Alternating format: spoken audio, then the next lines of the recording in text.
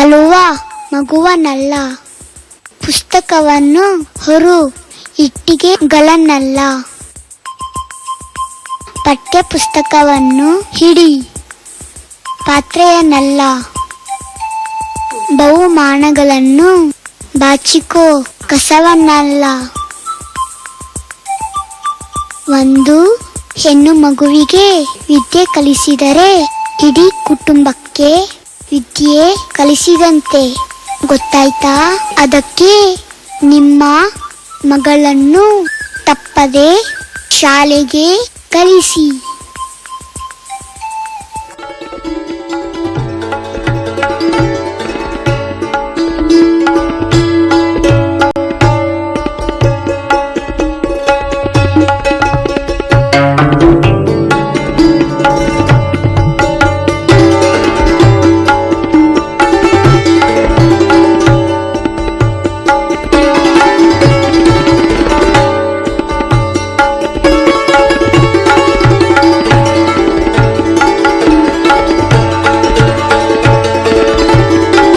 ಆತ್ಮೀಯ ವೀಕ್ಷಕರೇ ನಮಸ್ಕಾರ.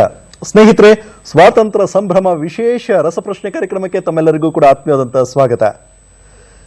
ವಿದೇಶಿಯರ ಹಿಡಿತದಿಂದ ಮುಕ್ತರಾಗಲು ಅಂದಿನ ದೇಶಭಕ್ತರ ಬಲಿದಾನದ ಫಲವನ್ನ ಸ್ವಾತಂತ್ರ್ಯದ ಹೆಸರಿನಲ್ಲಿ ಇಂದು ನಾವೆಲ್ಲರೂ ಕೂಡ ಅನುಭವಿಸ್ತಾ ಇದ್ದೇವೆ.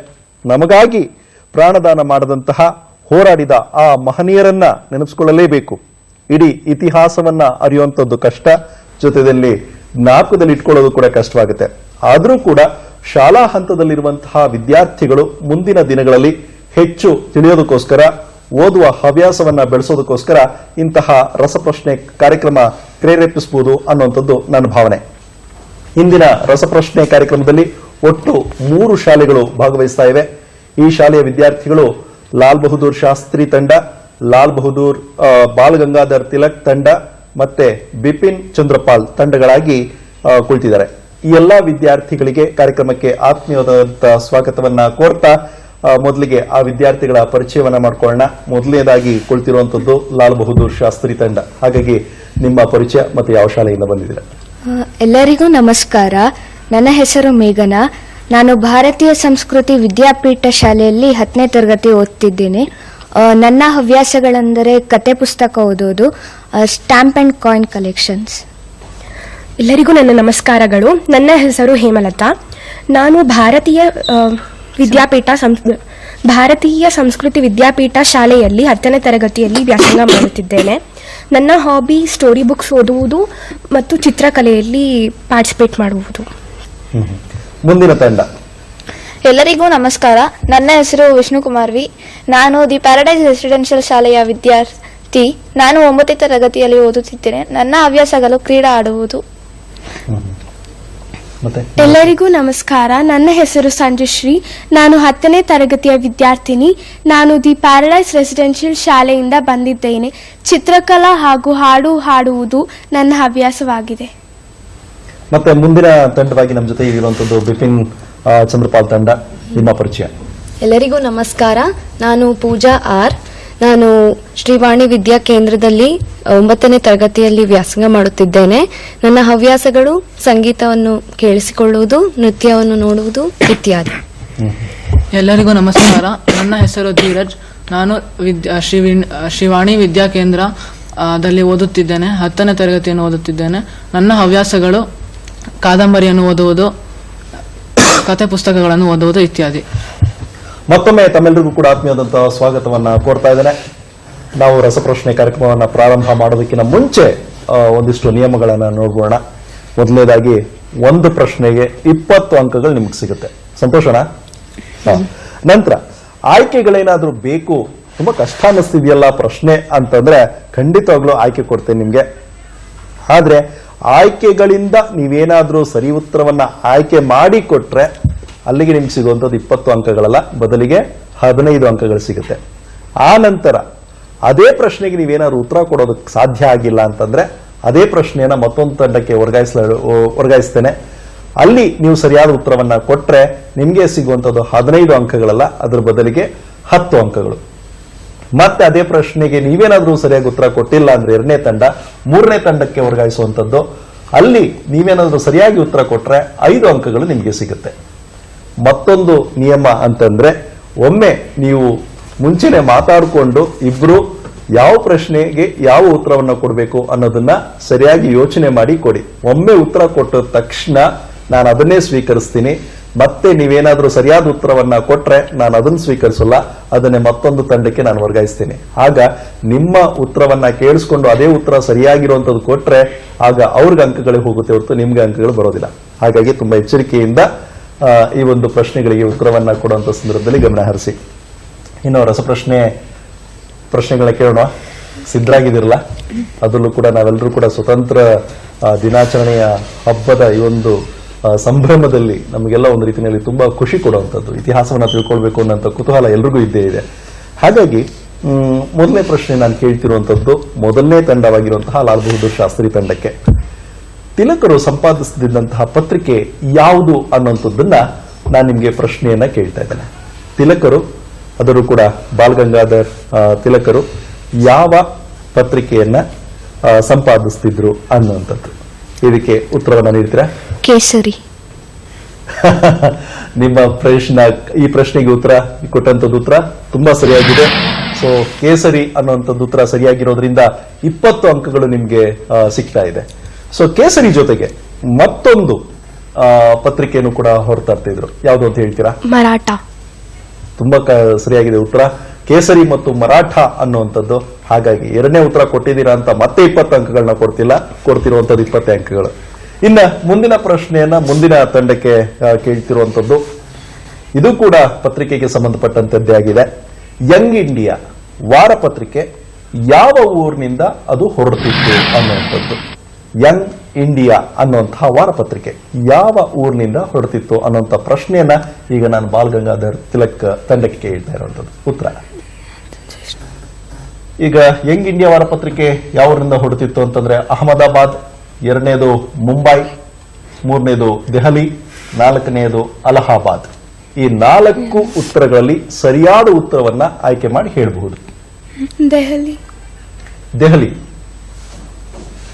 ದೆಹಲಿ ಇದು ಸರಿಯಾದ ಉತ್ತರ ಅಲ್ಲ. ಹಾಗಾಗಿ ಇದೇ ಪ್ರಶ್ನೆಯನ್ನ ನಾನು ಮತ್ತೊಂದು ತಂಡ, ಅದು ಬಿಪಿನ್ ಚಂದ್ರಪಾಲ್ ತಂಡಕ್ಕೆ ನಾನು ವರ್ಗಾಯಿಸ್ತಾ ಇದ್ದೀನಿ. ಯಾವ್ದಿರಬಹುದು ಅಂತೀರಾ?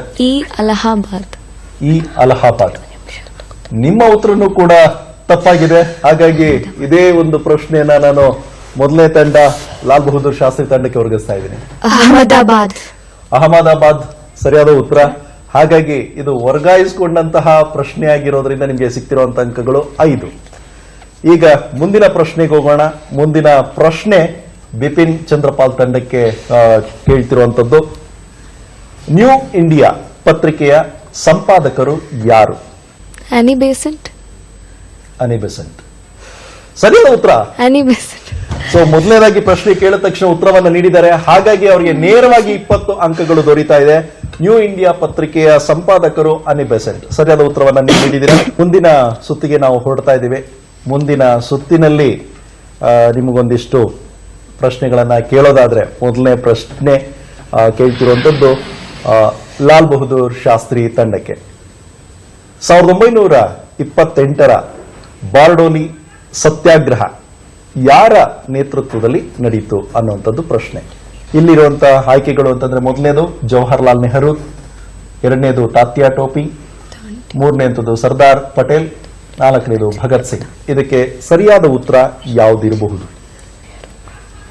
ಜವಾಹರ್ಲಾಲ್ ನೆಹರು. ಇದು ತಪ್ಪು ಉತ್ತರ. ಹಾಗಾಗಿ ಇದೇ ಪ್ರಶ್ನೆಯನ್ನ ನಾನು ಎರಡನೇ ತಂಡಕ್ಕೆ, ಬಾಲ್ ಗಂಗಾಧರ್ ತಿಲಕ್ ತಂಡಕ್ಕೆ ನಾನು ವರ್ಗಾಯಿಸ್ತಾ ಇದ್ದೇನೆ. ಯಾವ ಉತ್ತರ ಇರಬಹುದು? ಈಗಾಗಲೇ ಆಯ್ಕೆಗಳನ್ನ ಅವರು ತೆಗೆದುಕೊಂಡಿದ್ದಾರೆ. ಹಾಗಾಗಿ ನೀವು ಆಯ್ಕೆಗಳಲ್ಲಿ ಆಯ್ಕೆ ಮಾಡಿ ನೀಡೋದ್ರಿಂದ ನಿಮಗೆ ಈಗ ಸಿಗುವಂತ ಅಂಕಗಳು ಅಂತಂದ್ರೆ 10 ಅಂಕಗಳು. ಸರ್ದಾರ್ ಪಟೇಲ್ ಸರಿಯಾದ ಉತ್ತರ. ಹಾಗಾಗಿ ಈಗ ನಿಮಗೆ ಸಿಕ್ತಿರುವಂತ ಅಂಕಗಳು ಅಂತಂದ್ರೆ 10 ಅಂಕಗಳು. ಗಾಂಧಿಯವರ ದಂಡಿ ಸತ್ಯಾಗ್ರಹದಲ್ಲಿ ಭಾಗವಹಿಸಿದಂತಹ ಕನ್ನಡದ ಅತ್ಯಂತ ಕಿರಿಯ ವ್ಯಕ್ತಿ ಯಾರು? ಗಾಂಧಿಯವರ ದಂಡಿ ಸತ್ಯಾಗ್ರಹದಲ್ಲಿ ಭಾಗವಹಿಸಿದಂತಹ ಕನ್ನಡದ ಅತ್ಯಂತ ಕಿರಿಯ ವ್ಯಕ್ತಿ ಯಾರು? ಆಯ್ಕೆಗಳಲ್ಲಿ ಮೊದಲನೇದು ಮೈಲಾರ ಮಹದೇವಪ್ಪ, ಎರಡನೇದು ಪಂಜೆ ಮಂಗೇಶ್ವರರಾವ್, ಮೂರನೇದು ಎಸ್ ನಿಜಲಿಂಗಪ್ಪ, ನಾಲ್ಕನೇದು ಕೆಂಗಲ್ ಹನುಮಂತಯ್ಯ. ಮೈಲಾರ ಮಹದೇವಪ್ಪ. ಮೈಲಾರ ಮಹದೇವಪ್ಪ. ನಿಮ್ಮ ಉತ್ತರ ಸರಿಯಾಗಿದೆ. ಎರಡನೇ ಪ್ರಶ್ನೆಯಲ್ಲಿ ಸರಿಯಾದ ಉತ್ತರವನ್ನು ನೀಡಿದ್ದೀರಾ. ಹಾಗಾಗಿ ನೇರವಾಗಿ ನಿಮಗೆ ಸಿಕ್ತಿರುವಂತಹ ಅಂಕಗಳು 20. ಈಗ ಮುಂದಿನ ಪ್ರಶ್ನೆಗೆ ಹೋಗ್ತಾ ಇದ್ದೇನೆ. ಮೂರನೇ ತಂಡಕ್ಕೆ ಪ್ರಶ್ನೆ ಬಿಪಿನ್ ಚಂದ್ರಪಾಲ್ ತಂಡಕ್ಕೆ. ಜಲಿಯನ್ ವಾಲಾಬಾಗ್ ಹತ್ಯಾಕಾಂಡದ ಸೇಡನ್ನ ತೀರಿಸಿಕೊಳ್ಳೋದಕ್ಕೋಸ್ಕರ ಇಂಗ್ಲೆಂಡ್ಗೆ ತೆರಳಿದಂತಹ ದೇಶಭಕ್ತ ಯಾರು? ಜಲಿಯನ್ ವಾಲಾಬಾಗ್ ದುರಂತ ಎಲ್ರಿಗೂ ಕೂಡ ಗೊತ್ತೇ ಇರುವಂಥದ್ದು. ಆ ಒಂದು ಹತ್ಯಾಕಾಂಡ ನಡೆದ ನಂತರ ಸೇಡನ್ನ ತೀರಿಸಿಕೊಳ್ಳೋಕ್ಕೋಸ್ಕರ ಆತ ಇಂಗ್ಲೆಂಡ್ಗೆ ಹೋಗ್ತಾನೆ. ಅಂತಹ ದೇಶಭಕ್ತ ಯಾರು? ಮೊದಲನೇ ಆಯ್ಕೆ ಉದಾಮ್ ಸಿಂಗ್, ಎರಡನೇದು ಆನಂದ ಮೋಹನ್ ಬೋಸ್, ಮೂರನೇ ಆಯ್ಕೆ ಅರುಣಾ ಆಸಫ್ ಅಲಿ, ಸುರೇಂದ್ರನಾಥ್ ಬ್ಯಾನರ್ಜಿ ನಾಲ್ಕನೇ ಆಯ್ಕೆ. ಒಟ್ಟು 4 ಆಯ್ಕೆಗಳು ಬಂದಿದೆ. ಈಗ ಈ 4 ಆಯ್ಕೆಗಳಲ್ಲಿ ನಿಮ್ಮ ಆಯ್ಕೆ ಯಾವುದು? ಉದಾಮ್ ಸಿಂಗ್. ಉದಾಮ್ ಸಿಂಗ್. ನಿಮ್ಮ ಉತ್ತರ ಸರಿಯಾಗಿದೆ. ಮೂರನೇ ತಂಡ ಕೊಟ್ಟಿರುವಂತಹ ಉದಾಮ್ ಸಿಂಗ್ ಅನ್ನುವಂತಹ ಉತ್ತರ ಸರಿಯಾಗಿದೆ. ಹಾಗಾಗಿ ನಿಮ್ಗೆ ಎಷ್ಟು ಅಂಕಗಳು ಸಿಗ್ತಾ ಇದೆ? 15 ಅಂಕಗಳು ಸಿಗ್ತಾ ಇದೆ. ಮುಂದಿನ ಸುತ್ತಿನಲ್ಲಿ ನಿಮಗೆ ಬರ್ತಿರುವಂತಹ ಪ್ರಶ್ನೆಗಳು ಈ ರೀತಿ ಇದೆ. ಮೊದಲನೇದಾಗಿ ನಾನು ಕೇಳ್ತಿರುವಂಥದ್ದು ಲಾಲ್ ಬಹದ್ದೂರ್ ಶಾಸ್ತ್ರಿ ತಂಡಕ್ಕೆ. ಲಾಲ್ ಬಹದ್ದೂರ್ ಶಾಸ್ತ್ರಿ ತಂಡದಲ್ಲಿ ಮೊದಲನೇ ಪ್ರಶ್ನೆಯಾಗಿ ನಿಮ್ಗೆ ಬರ್ತಿರುವಂಥದ್ದು, ಈಗ ನಾವು ಸ್ವತಂತ್ರ ಹೋರಾಟಗಾರರನ್ನ ತೋರಿಸ್ತಾ ಇದ್ದೇವೆ. ಮೊದಲನೇದು ಚಿತ್ರ.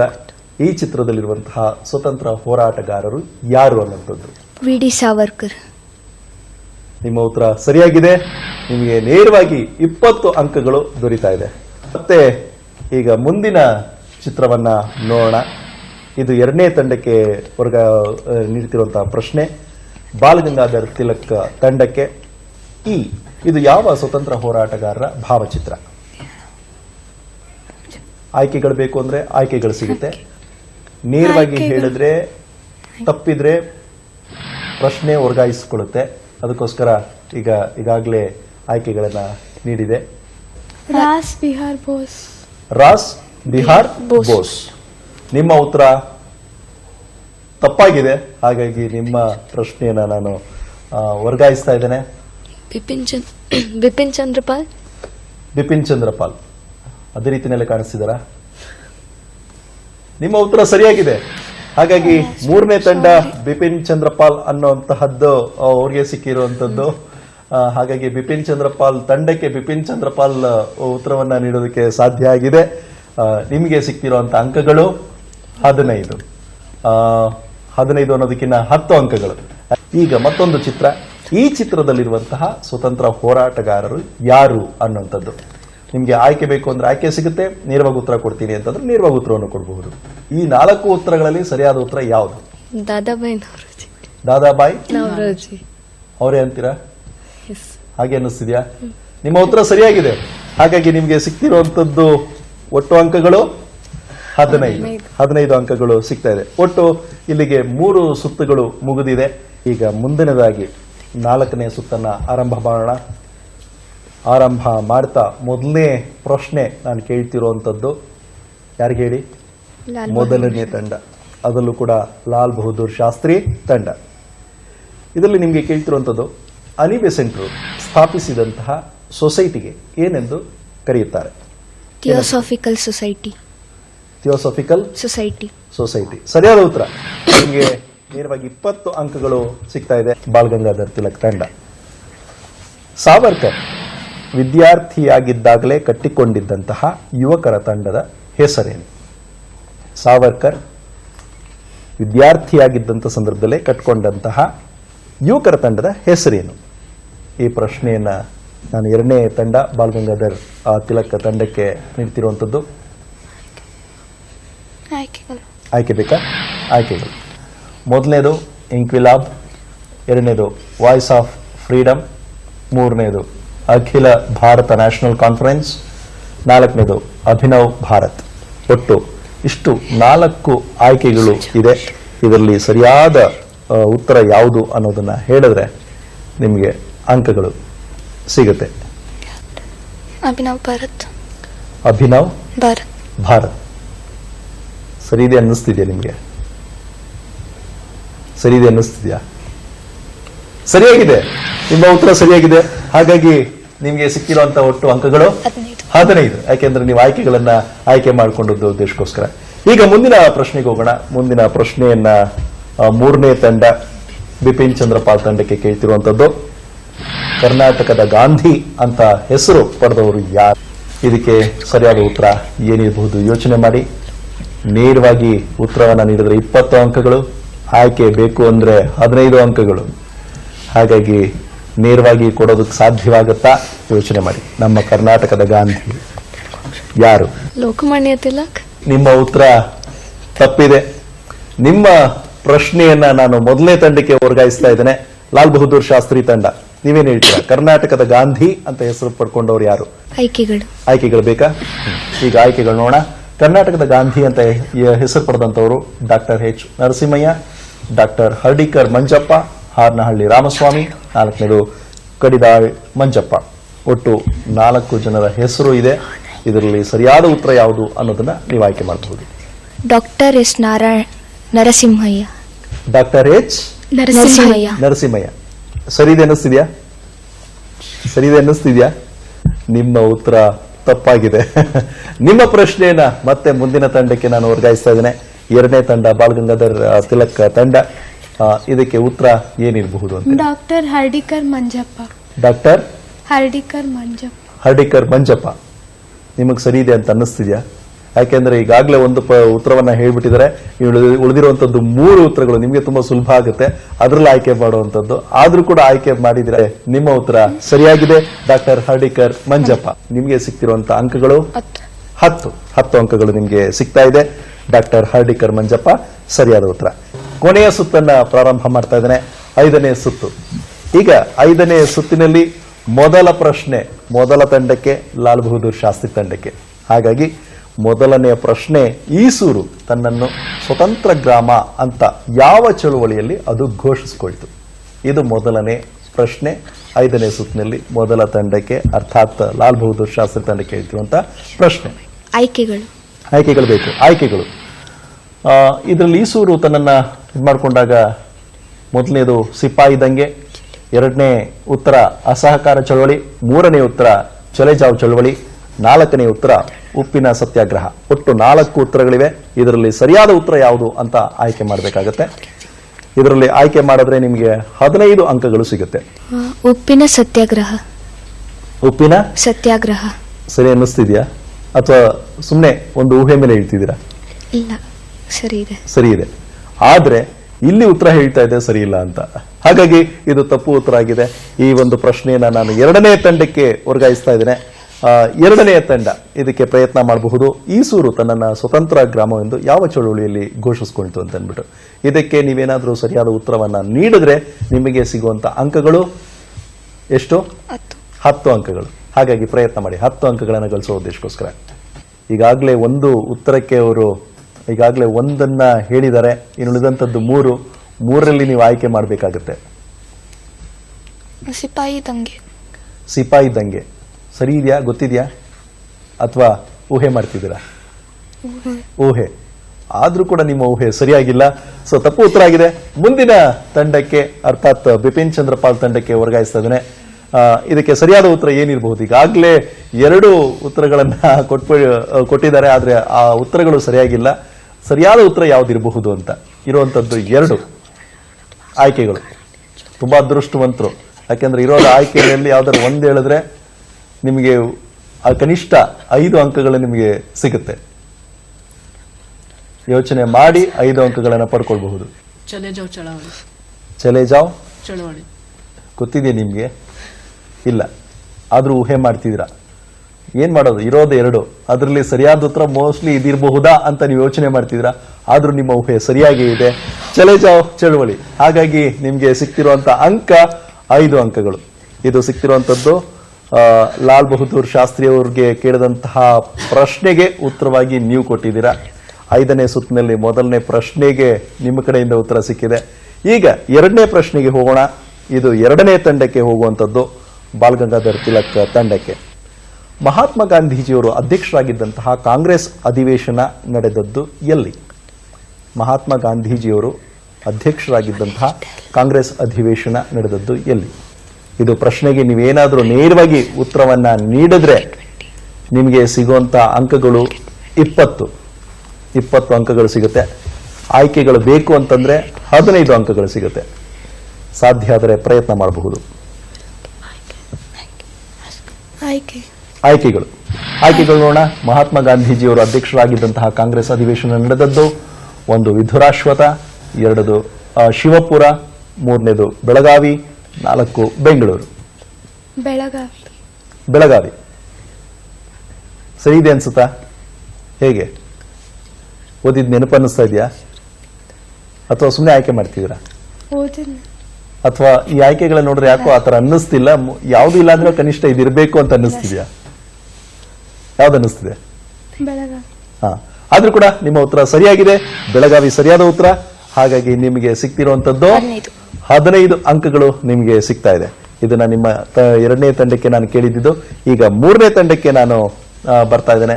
5ನೇ ಸುತ್ತಿನಲ್ಲಿ, ಕೊನೆಯ ಸುತ್ತಿನಲ್ಲಿ ಕೊನೆಯ ಪ್ರಶ್ನೆ ನಾನು ಕೇಳ್ತಿರುವಂತದ್ದು 3ನೇ ತಂಡ ಬಿಪಿನ್ ಚಂದ್ರಪಾಲ್ ತಂಡ. ಶಿವಪುರ ಸತ್ಯಾಗ್ರಹ ಚಳವಳಿ ನಡೀತು. ಆ ಶಿವಪುರ ಯಾವ ಜಿಲ್ಲೆಯಲ್ಲಿದೆ ಅನ್ನುವಂಥದ್ದು ತುಂಬಾ ಸರಳವಾಗಿರುವಂತಹ ಪ್ರಶ್ನೆ ಅಂತ ನಾನು ಅನ್ಕೊಳ್ತೀನಿ.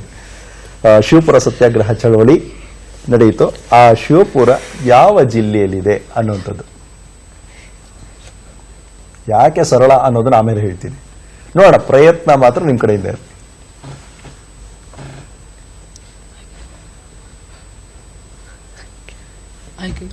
ಆಯ್ಕೆಗಳು ನೋಡೋಣ. ಈಗ ಶಿವಪುರ ಸ್ವಾತಂತ್ರ್ಯ ಚಳವಳಿ ನಡೆಯಿತು. ಆ ಶಿವಪುರ ಯಾವ ಜಿಲ್ಲೆಯಲ್ಲಿದೆ ಅನ್ನುವಂಥದಕ್ಕೆ ಸರಿಯಾದ ಉತ್ತರವಾಗಿ ಗುಲ್ಬರ್ಗ, ರಾಯಚೂರು, ಚಾಮರಾಜನಗರ, ಮಂಡ್ಯ, ಒಟ್ಟು 4 ಉತ್ತರಗಳಿದೆ. ಇದರಲ್ಲಿ ಸರಿಯಾದ ಉತ್ತರ ಯಾವುದು ಅನ್ನೋದನ್ನ ನೀವು ಆಯ್ಕೆ ಮಾಡಬೇಕಾಗುತ್ತೆ. ಈಗ ನೀವೇನಾದ್ರು ಆಯ್ಕೆ ಮಾಡಿದ್ರೆ ನಿಮಗೆ ಸಿಗುವಂತ ಅಂಕಗಳು 15. ರಾಯಚೂರು ಊಹೆ ಮಾಡ್ತಿದ್ದೀರಾ? ಊಹೆ ಆದ್ರೂ ಕೂಡ ನಿಮ್ಮ ಉತ್ತರ ತಪ್ಪಾಗಿದೆ.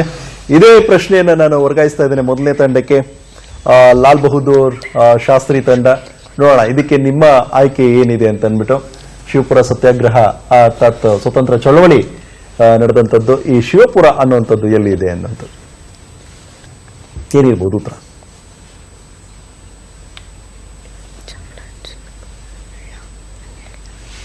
ಈಗಾಗಲೇ ಅವರು 1 ಆಯ್ಕೆಯನ್ನ ತೆಗೆದ್ಬಿಟ್ಟಿದ್ದಾರೆ. ಇನ್ನು ಉಳಿದಿರುವಂತದ್ದು 3 ಆಯ್ಕೆಗಳಿದೆ. 3 ಆಯ್ಕೆಗಳಲ್ಲಿ ಸರಿಯಾದ ಆಯ್ಕೆ ನಿಮ್ದಾಗಿರ್ಬೇಕಾಗತ್ತೆ. ಮಂಡ್ಯ. ಯಾಕೆ? ಕೇಳಿದ್ ನೆನಪು ಸರ್. ಕೇಳಿದ್ದ ನೆನಪು. ಹೌದಾ? ಅಂದ್ರೆ ಯಾವ ರೀತಿಯಲ್ಲಿ ಕೇಳಿದ್ರಿ? ಹೇಗೆ ಕೇಳಿದ್ರಿ? ಇಲ್ಲ, ಟ್ರಾವೆಲ್ ಮಾಡುವಾಗ ಕೇಳಿದ್ ನೆನಪು. ಟ್ರಾವೆಲ್ ಮಾಡ್ಬೇಕಾದ್ರೆ ಕೇಳಿದ್ ನೆನಪು. ಹೌದಾ? ಯಾವ ಕಡೆ ಪ್ರಯಾಣ ಮಾಡ್ಬೇಕಾದ್ರೆ? ಮೈಸೂರು ಆ ಕಡೆ. ನಿಮ್ಮ ಉತ್ತರ ಸರಿಯಾಗಿದೆ. ನಾನು ಏನಕ್ಕೆ ಪ್ರಶ್ನೆ ಕೇಳಿದೆ ಅಂತಂದ್ರೆ, ನೀವು ಬೆಂಗಳೂರಿನಿಂದ ಮೈಸೂರು ಕಡೆಗೆ ಪ್ರಯಾಣ ಮಾಡುವಂತ ಸಂದರ್ಭದಲ್ಲಿ ನಿಮ್ಮ ಬಲಭಾಗಕ್ಕೆ ನೀವು ಅದನ್ನ ನೋಡಬಹುದು. ಹಾಗಾಗಿ ಶಿವಪುರ ಸತ್ಯಾಗ್ರಹ ಅಂತನ್ನುವಂತ ಒಂದು ಏನು ಕಟ್ಟಡ ಇದೆಯಲ್ಲ ಅದನ್ನ ಎಲ್ಲರೂ ಕೂಡ ನೋಡಬಹುದು. ಆ ಉದ್ದೇಶಕ್ಕೋಸ್ಕರ ತುಂಬಾ ಸರಳ ಅಂತಂದೆ. ಯಾಕೆ ನೀವೆಲ್ಲ ನೋಡಿರುವಂತದ್ದೇ ಅನ್ನುವಂಥದ್ದು ನನ್ನ ಒಂದು ಭಾವನೆ. ಯಾಕೆಂದ್ರೆ ತುಂಬಾ ಹತ್ತಿರದಲ್ಲಿ ಇದೆಯಲ್ಲ ಆ ಉದ್ದೇಶಕ್ಕೋಸ್ಕರ. ಹಾಗಾಗಿ ಈಗ 3ನೇ ಪ್ರಶ್ನೆ, ಶಿವಪುರ ಸ್ವಾತಂತ್ರ್ಯ ಚಳವಳಿ ನಡೀತು ಈ ಒಂದು ಯಾವ ಜಿಲ್ಲೆಯಲ್ಲಿ ಇದೆ ಅನ್ನೋದಕ್ಕೆ ಸರಿಯಾದ ಉತ್ತರ ಮಂಡ್ಯ ಅನ್ನುವಂಥದ್ದು ಸರಿಯಾಗಿದೆ. ಹಾಗಾಗಿ ನಿಮಗೆ ಸಿಗ್ತಿರುವಂತ ಅಂಕಗಳು 10 ಅಂಕಗಳು. ಈಗ ಒಟ್ಟು 5 ಸುತ್ತುಗಳು ಮುಗಿದಿವೆ. ಕೊನೆಯದಾಗಿ ಯಾರು ಗೆದ್ದಿದ್ದಾರೆ ಅನ್ನುವಂಥದ್ದನ್ನ ಅಷ್ಟೇ ನೋಡ್ಬೇಕಾಗಿದೆ. ಯಾಕೆಂದ್ರೆ ಇಲ್ಲಿ ಗೆಲುವು ಸೋಲುವಿನ ಪ್ರಶ್ನೆ ಅಲ್ಲ. ಈ ರಸಪ್ರಶ್ನೆ ಕಾರ್ಯಕ್ರಮದ ಮೂಲಕ ಈಗ ನಮ್ಗೆ ಅನ್ನಿಸ್ತಿರುತ್ತೆ, ಇನ್ನೂ ಒಂದಷ್ಟು ಓದಿದ್ರೆ ಚೆನ್ನಾಗಿರ್ತಿತ್ತಲ್ವಾ, ತಿಳ್ಕೊಳ್ಳೋದು ಎಷ್ಟೊಂದು ಇದೆಯಲ್ವಾ ಅಂತ ಅನ್ನಿಸ್ತಿದ್ಯಾ? ಈಗ ಅನ್ನಿಸ್ತಿದ್ಯಾ? ಹಾ, ಯಾಕೆ ಅಂತಂದ್ರೆ ನಮ್ಮ ಇತಿಹಾಸವನ್ನ ನಾವು ಖಂಡಿತವಾಗ್ಲೂ ತಿಳ್ಕೊಳ್ಬೇಕಾಗತ್ತೆ. ಯಾಕೆಂದ್ರೆ ನಮ್ಗೆ ಇತಿಹಾಸ ಇದ್ದಾಗಷ್ಟೇ ನಾವು ಮುಂದಿನ ದಿನಗಳಲ್ಲಿ ಹೇಗೆ ನಡ್ಕೊಳ್ಬೇಕು ಅನ್ನೋಂಥದ್ದು ತಿಳ್ಕೊಳ್ಳೋದಕ್ಕೆ ಸಾಧ್ಯ ಆಗುವಂಥದ್ದು. ಹಾಗಾಗಿ ಮೊದಲನೆಯ ಬಹುಮಾನ ಲಾಲ್ ಬಹದ್ದೂರ್ ಶಾಸ್ತ್ರಿ ತಂಡದವರಿಗೆ 75 ಅಂಕಗಳಿಂದ 75 ಅಂಕಗಳನ್ನ ಪಡ್ಕೊಂಡು ಮೊದಲನೇ ಸ್ಥಾನದಲ್ಲಿ ಬಂದಿರುವಂಥದ್ದು ಲಾಲ್ ಬಹದ್ದೂರ್ ಶಾಸ್ತ್ರಿ ತಂಡ. ಮತ್ತಷ್ಟು ಓದನ್ನ ಮುಂದುವರಿಸೋಣ. ಮತ್ತೆ ಮುಂದಿನ ತಂಡ 2ನೇ ಬಹುಮಾನವನ್ನ ಪಡ್ಕೊಂಡಿರುವಂತದ್ದು. 2ನೇ ಬಹುಮಾನ ಪಡ್ಕೊಂಡಿದ್ದವರು ಬಾಲ್ ಗಂಗಾಧರ್ ತಿಲಕ್ ತಂಡದವರು. ಬಾಲ್ ಗಂಗಾಧರ್ ತಿಲಕ್ ತಂಡ ಇವರು ಪಡ್ಕೊಂಡಿರುವಂತ ಒಟ್ಟು ಅಂಕಗಳು 70 ಅಂಕಗಳು. 70 ಅಂಕಗಳನ್ನ ಪಡ್ಕೊಂಡಿದ್ದಾರೆ. ಮತ್ತಷ್ಟು ಓದೋಣ. ಈಗ ಮುಂದಿನದಾಗಿ ಮೂರನೇ ಬಹುಮಾನ. ಮೂರನೆಯ ಬಹುಮಾನ ಬಿಪಿನ್ ಚಂದ್ರಪಾಲ್ ತಂಡದವರು 65 ಅಂಕಗಳಿಂದ. 65 ಅಂಕಗಳನ್ನು ತೆಗೆದುಕೊಂಡು ಮೂರನೇ ಸ್ಥಾನದಲ್ಲಿದ್ದೀರಾ. ಮತ್ತಷ್ಟು ಓದುವಂತಹ ಪ್ರಯತ್ನವನ್ನು ಮಾಡೋಣ. ಧನ್ಯವಾದಗಳು. ಸ್ನೇಹಿತರೆ, ನೋಡಿದ್ರಲ್ಲ, ವಿವಿಧ ಶಾಲೆಗಳಿಂದ ಬಂದಂತಹ ವಿದ್ಯಾರ್ಥಿಗಳು, ಅದರಲ್ಲೂ ವಿಶೇಷವಾಗಿ ಈ ಒಂದು ಸ್ವತಂತ್ರ ಸಂಭ್ರಮ ಅನ್ನುವಂತಹ ರಸಪ್ರಶ್ನೆ ಕಾರ್ಯಕ್ರಮದಲ್ಲಿ ಭಾಗವಹಿಸಿ ನಾವು ಇತಿಹಾಸವನ್ನು ಮತ್ತಷ್ಟು ಓದಬೇಕು ಅನ್ನೋಂಥ ಆಸಕ್ತಿಯನ್ನು ಪಡ್ಕೊಳ್ತಾ ಇದ್ದಾರೆ. ಇಂತಹ ಆಸಕ್ತಿ ಎಲ್ರಿಗೂ ಬರಬೇಕು ಅಥವಾ ಬೆಳೆಸ್ಕೊಳ್ಬೇಕು ಅನ್ನೋಂಥದ್ದು ಕೂಡ ಈ ಕಾರ್ಯಕ್ರಮದ ಆಶಯ. ಮತ್ತೆ ಮುಂದಿನ ಕಾರ್ಯಕ್ರಮದಲ್ಲಿ ಭೇಟಿಯಾಗೋಣ. ನಮಸ್ಕಾರ.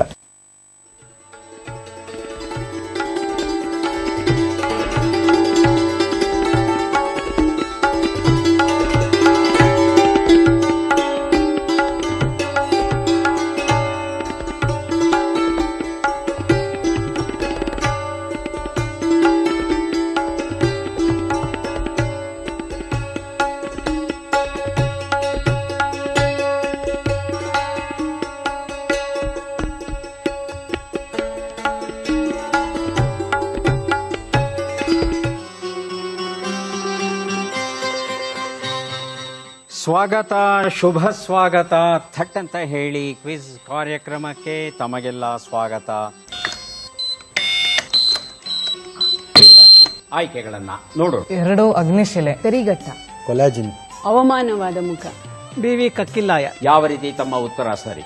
ಕನ್ನಡವೆಂದರೆ ಬರಿ ನುಡಿಯಲ್ಲ, ಹಿರಿದಿದೆ ಅದರರ್ಥ.